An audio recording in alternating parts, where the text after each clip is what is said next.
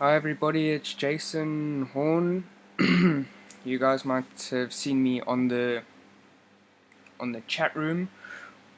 I am the junior mentor at Forex Varsity, and today I'm going to be speaking to you guys about where and when the best time to enter a trade would be. So I'm going to take you through the whole process of drawing fibs, because we still use price action trading and we obviously still use our strategy. Okay, so what I'm going to teach you today is it's using multiple time frames. Okay, so using multiple time frames will obviously help you to fine tune your entries. Okay, so I'm going to be showing you the best time frames to fine tune on, and what time frame you need to use different indicators or oscillators on. Okay, so for example, now I'm going to be taking you through it's going to be all of the analysis that you guys have been taught from the course. It's using your fibs, using your support and resistance, but I'm going to take you through just a basic example of how I would take a trade and the best time to take the trade. Because when I speak to a lot of people that come into FX Varsity, I discuss with a lot of people on how they'll get into a trade, but then they'll find that the trade doesn't go in their direction, or otherwise it does go in the direction that they wanted to, but then you see how the market dips. So for example, you can say, for example, you were getting into in for a short over there, then people would find that they didn't get in at the correct time. So they would find that the market keeps stopping them out, and they obviously then blame their stop loss or think that it's another reason that they got stopped out for. So okay, most people would say enter over here once they've seen this candlestick. Okay, so this is on a 4-hourly chart, and people would say enter here after the close of that candlestick, because it would have been a signal of the Bollinger piercing and the stochastic being overbought. So I am going to go through. I'm going to explain what parameters to put onto different indicators and oscillators that we use.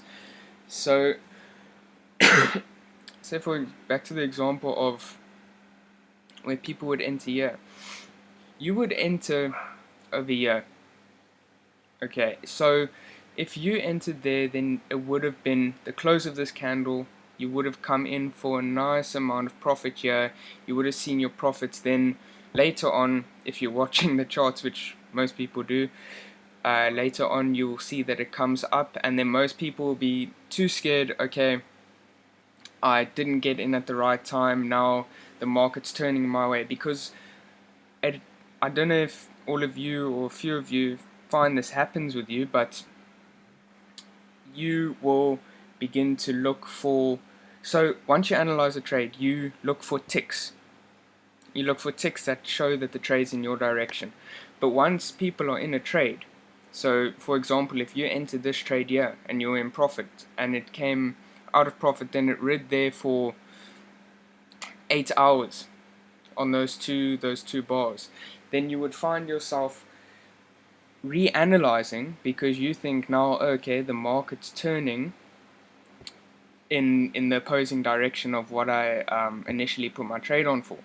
But you automatically block out all of the indications that actually are there, but it's just the market that's doing its thing. That's what a lot of people don't remember. The market does move in waves. There will be a lot of waves, and you just need to catch the correct wave to make your money, and you will be profitable.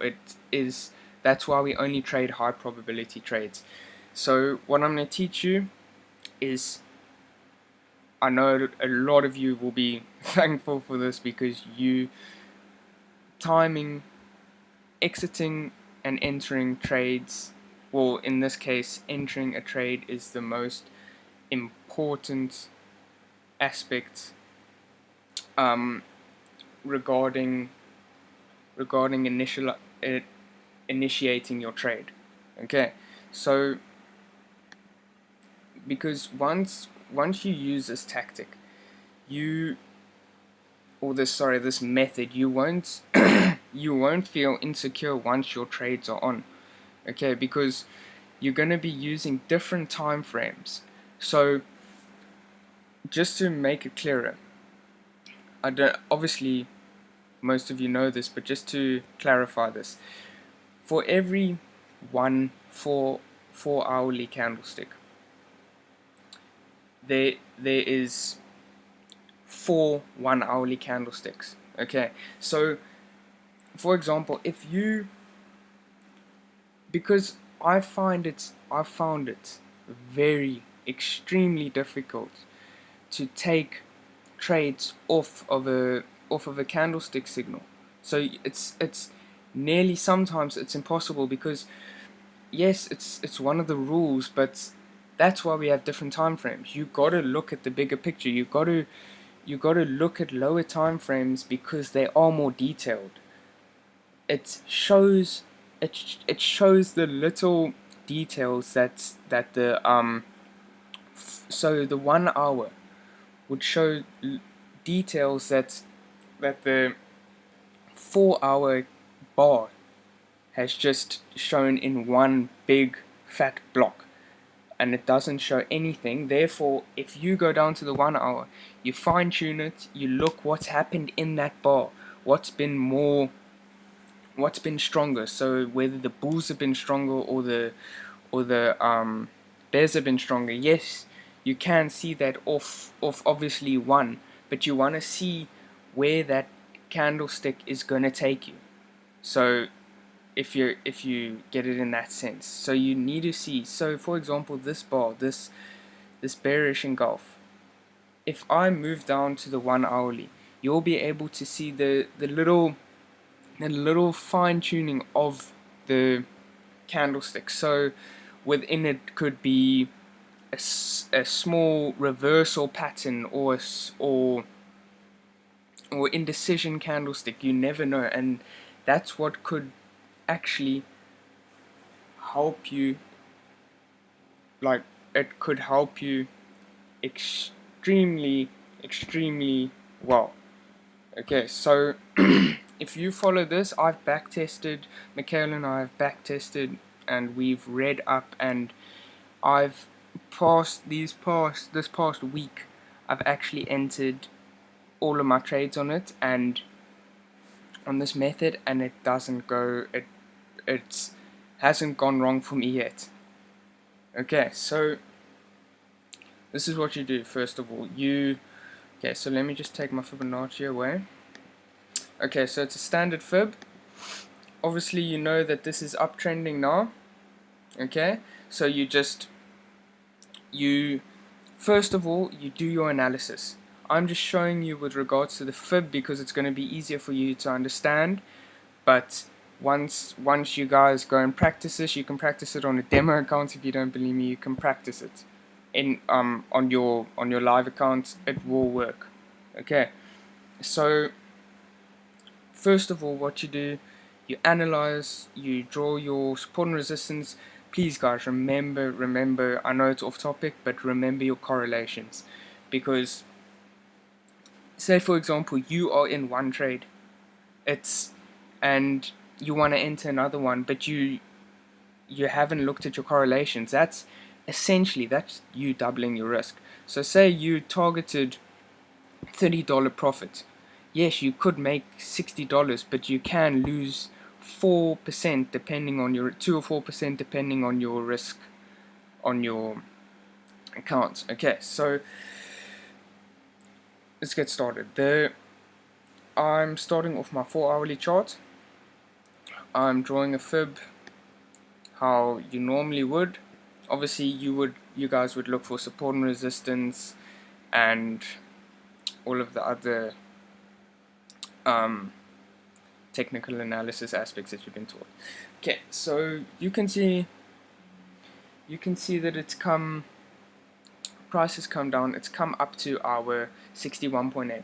Okay guys, so when you have to look for this is important, you have to look for an indication. So we're going to skip from 3 different time frames now. We're going to use the 4 hour, the half an hour, and the 5 minutes. You can it's I've back tested, so I know a few of you want to ask why the 5 minute, why the half an hour. The reason is because it has to be more or less 4 times in 4 stages. Okay, so it has to, and the 30 minutes, between the 30 minute and the 15 minute is half, and the 1 hour and the half an hour is obviously half. So it's not directly on a difference of 4 times the amount, but it has to, I've back tested on different time frames, and I've found that the half an hour and the 5 minute work best for the strategy. You can, by all means, you can go do it yourself, look at the different time frames. You can go down to the 1 minute if you want, but I found that that isn't as consistent, obviously. Okay, so I've marked this off here. Okay, so you guys would be, sorry, let me just check something here. Okay, you guys would be looking to enter. Let me actually just use this one as an example. Okay, because I was obviously given an example of this bearish engulf, so theoretically most of you would generally take it off this candlestick close, and that isn't obviously the most opportune time to take a trade, because you want to take it off the highest high, because you want to lock in your profits as soon as you can. You always want your profits to, you don't want to see that negative, because then that's when people start doubting themselves and they start getting out of the trade for whoever knows what reason. Okay, so first of all, we've drawn our fib. So it's bounced off this 23. Okay, it's bounced off this 23, and this is just an example. So maybe next week or following week, I'm gonna go over how I use my fib and how I use my zones, but this is just the intro to it. I've done a lot of strategy testing and back testing, so I can give you guys this, so you can actually, this is a basic example, but I want to give you guys this because it's helped me tremendously well. So please use it to your advantage. I'm giving this to you. You can phone me and you can ask me for different examples. I'll gladly give you more examples. Okay, so let me put my, okay, so we've drawn our fib, we've drawn everything. Now it's on the 23.6 and the 38.2, and I don't know if you guys have heard, I don't want to confuse you with the Fibonacci levels and the expansions, but you guys obviously have heard of price generally bouncing off the 38.2. But the thing is, if you take, most people don't take it off the 38.2 because people are taught that the most magnetic levels are actually the 50 and the 61, but 38.2 actually works well with the 23.6, but I will dive into that at a later stage, and you guys can, but if you guys want to know what I'm talking about, you can obviously phone in. Okay, so we've drawn everything, everything's correct. Now I'm just going to mark it off here as where we were looking to enter the trade. So we looked to enter the trade at the highest high. That's the best traders will always enter it and lock in their entries at the most opportune time, because you obviously want to keep those profits and ride it all the way. Okay, so this is you can what I'm doing now. You can test it on any C turning points. Okay, so you know A, B, C's. So any turning point you can test this on. So now we look into enter the trade. So now we go down to the 30 minutes because we want to fine tune what candlestick we want to get in on. Okay, so that's where we draw a fib. It's gone down here.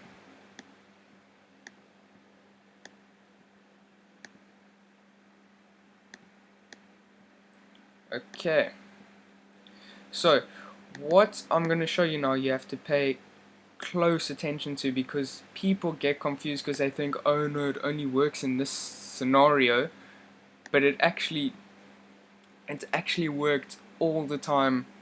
I've shown a few people that have come into our offices and traded with us.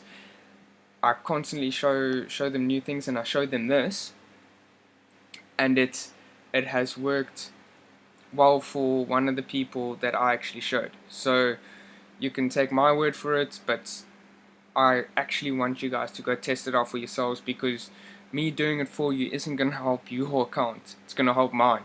Okay, so you need to use this, please, because I'm actually excited that I'm showing you this, because people don't go and test and try expand with regards to entry or exits or retracements, Fibonacci or oscillators or trend or you name it. But there is so much to be taught here, and so much that you can learn from. So this is this is where we are now. So I'm gonna show you what indicators and oscillators I use, and you can put them on your charts as well. I can give you the templates on a flash drive if you want, or I can email it to you.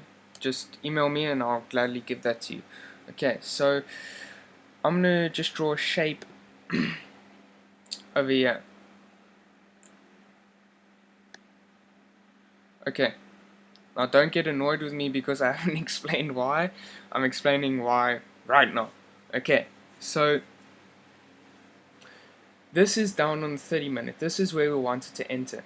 But now you'll always see that the 30 minute shows once price on the 4 hourly wants to turn or make a retracement, you'll always see that it slows down on the 30 minutes. I've found that this is a best indicator to use. I mean, the best time frame to use to fine tune, and in the 5 minute I'll show you what we use for that. Okay, so this is all these bars. You can see they haven't made much of a move since they started from here, from this area. So they made about a 32, 31 pip move in how long? 1, 2, 3, 4, 5. So about 5 hours. They haven't made much of a move, and that's what's called consolidation. That's when price is indecisive and doesn't know what it wants to do or where it wants to go. Okay. Now I'm drawing this on. Okay, so you would draw this once you've seen on the 4 hourly that there's pre-signal of you being able to get in. Okay, so for example, the Bollinger Band was pierced. If you guys don't understand the Bollinger Bands properly, you can email me, you can phone me, but it's very simple to explain. Okay. Okay, well basically let me explain now. The Bollinger Bands, all you see, there's an outer one.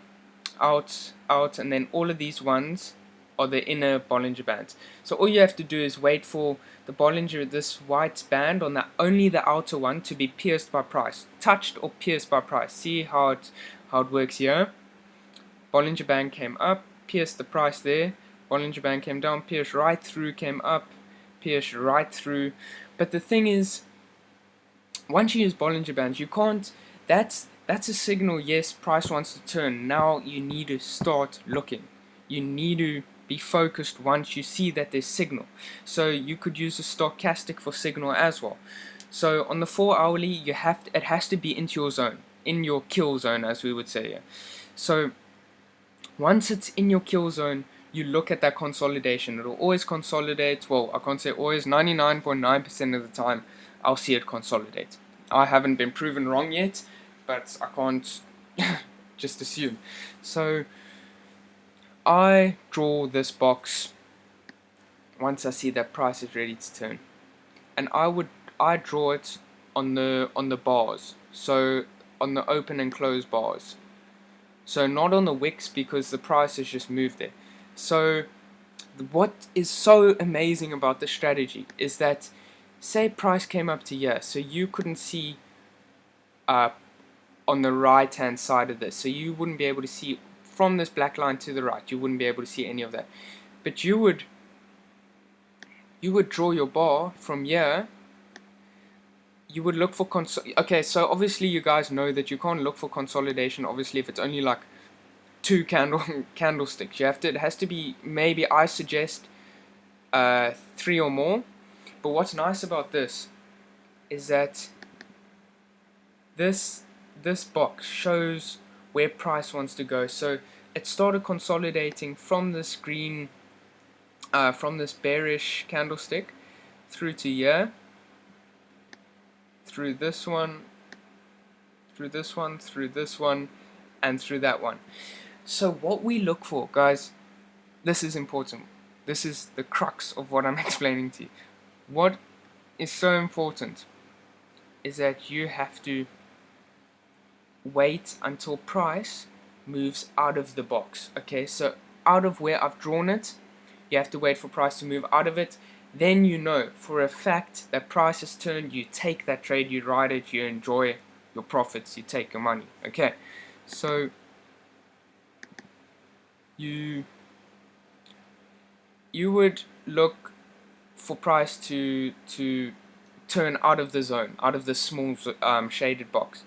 But as I explained, yeah, if I put my candlestick, if I put my box, once I saw these candlesticks until this half, would you get out of that trade? I mean, get into that trade? Obviously not, because you can see that price has come up here, hasn't. You wait for, as soon as price closes underneath it, you get in. As soon as price closes the way you want it to close, if you're going for a sell, it must close underneath. Buy must close above. So here it is. Didn't go through here. It broke out there, but look how it broke out to the top. So okay, you know that price is still moving. Price is still moving up. Okay, so you can even look back here, even if you wanted to get in there, like, let me try.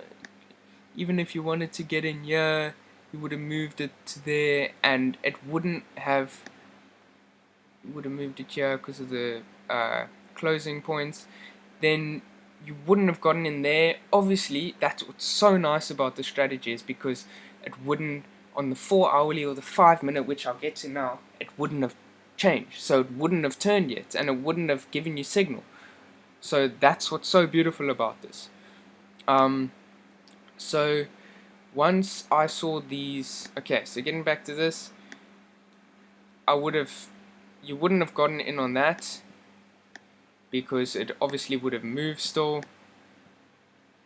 And then once you saw that it was still consolidating and you're still waiting for a time to get in, your box would have been like this on the bars, and bam, you would have entered on this candlestick close. Okay, sorry, let me just readjust this box. This wouldn't have closed, that wouldn't have been a sufficient candlestick close, that definitely would have, and that would have been a beautiful entry point. But I'm going to get to that now. So I'll show you what else you need to look for. Okay, but this is, now I'm going down to the 5 minute. Guys, please don't get confused with the 5 minutes. I'm not here to confuse you, I'm here to help you, but don't get confused with the 5 minutes, as it will, honestly, you'll get whipsawed out of trades if you look at the 5 minute. Okay, so 5 minutes, this is, now we would have entered here, but now we're using, okay, let me just try and look for it. So now on the 5 minutes, we are using it, we're using moving averages on the 5 minutes, because moving averages, I'll explain to you how they work now, but okay, well, basically moving averages, they just help you when they cross, they help you to identify where and in which direction the market is moving.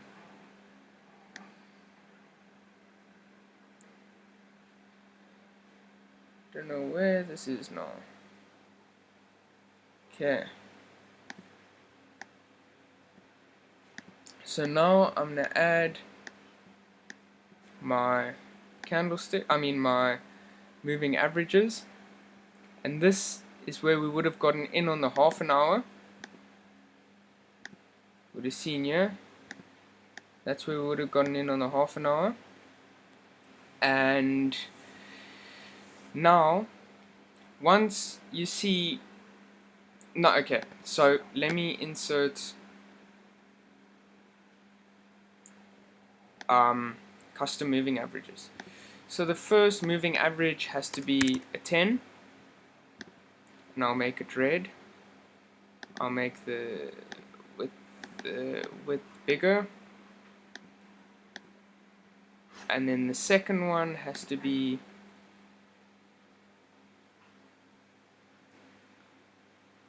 35.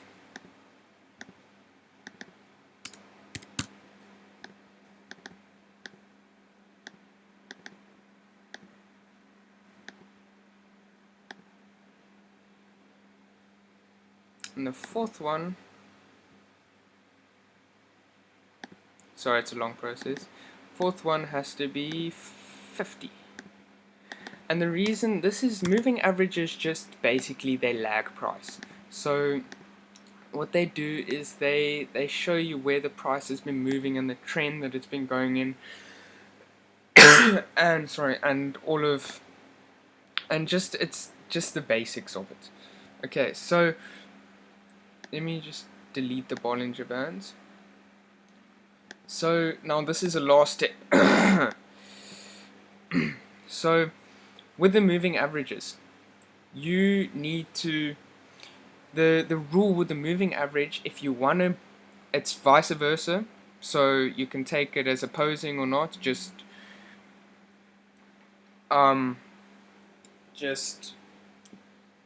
think about what I'm saying with the buy, but you can use it the same as the sell. Okay, so with the moving average, this 10 is the slowest moving average. 50 is the 10, okay, so 50 is the slowest moving average, 10 is the fastest moving average. So you see how it dips here, it dips more. And the 35, that is the most important one you have to look at. Okay, so when the rule always with these moving averages, if you want to sell, you have to wait for price to close underneath this black line, okay? Underneath the blue line, so the slowest moving average, the 50, and so closed under here. But the thing is, the 35 moving average has to be above both of the lines. Okay, so the signal obviously would have been when the 10 went below here, the 50, the price was closing underneath the 50 moving average, and then the 35 moving average was above all of them. So now, guys, when you implement all of these together, it gives you signal on all three time frames. So as I showed you there, we would have entered here, okay, but this, I would have still been in our zone. But if the moving averages weren't valid or indicating that, okay, listen, you must sell now. If it wasn't indicating a sell, then I wouldn't have taken it, because it's extra confirmation, and you don't want to screw around with your money and strategies, because you want to. This is very simple, okay, and it is not difficult to do. You'll get the hang of it. It's actually, it's honestly, it's very fun. Okay, so use it, please. So yeah, now we would have entered here, and that I would have felt much more confident with the confirmation of this moving average. So over here it crossed, that was a signal to get in. But now let's wrap it all up and take it to the 4 hourly and to show you where you guys would have entered.